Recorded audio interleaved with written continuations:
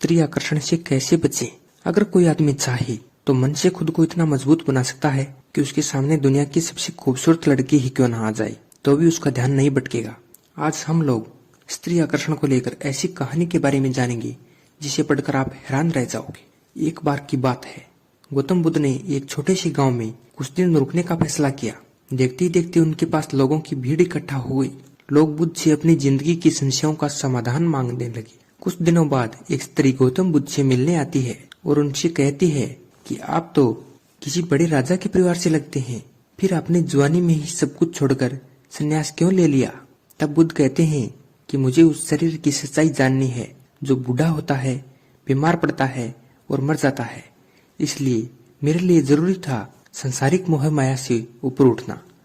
यह सुनकर वह स्त्री बहुत प्रभावित हुई और बुद्ध को अपने घर में भोजन के लिए आमंत्रित किया और बुद्ध इसके लिए राजी हो गए।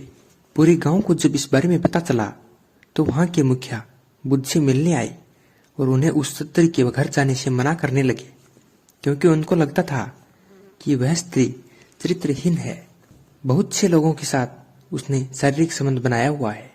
गांव के मुखिया की ये सारी बातें सुनकर बुद्ध ने उनकी तरफ देखा और उनका एक हाथ पकड़ लिया और उनसे ताली बजाने के लिए कहा।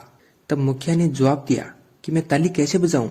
मैं एक हाथ से ताली नहीं बजा सकता क्योंकि आपने मेरा दूसरा हाथ जो पकड़ा है।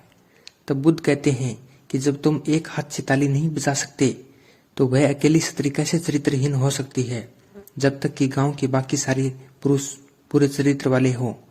जरा खुद सोच कर देखो, अगर उसने पुरुषों के साथ गैर संबंध बनाकर अपना चरित्र खराब किया है तो उसमें उन पुरुषों का भी उतना ही हाथ है, उनका चरित्र भी तो खराब होगा। लेकिन अगर उनका चरित्र अच्छा है तो फिर स्त्री का भी अच्छा होगा।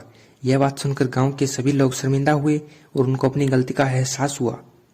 इस कहानी से हमें यही शिक्षा मिलती है कि अगर एक आदमी अश्लीलता की तरफ आकर्षित होता है तो उसमें उस आदमी का भी दोष है, भले ही कोई कितना भी आकर्षित करे। बाहर से कितनी भी अश्लीलता क्यों ना हो, यह हमारे ऊपर है कि हम उस पर ध्यान देंगे या नहीं। तो कैसी लगी ये स्टोरी कमेंट करके जरूर बताइएगा। वीडियो को लाइक, शेयर और चैनल को सब्सक्राइब जरूर कीजिएगा। धन्यवाद दोस्तों, जय हिंद।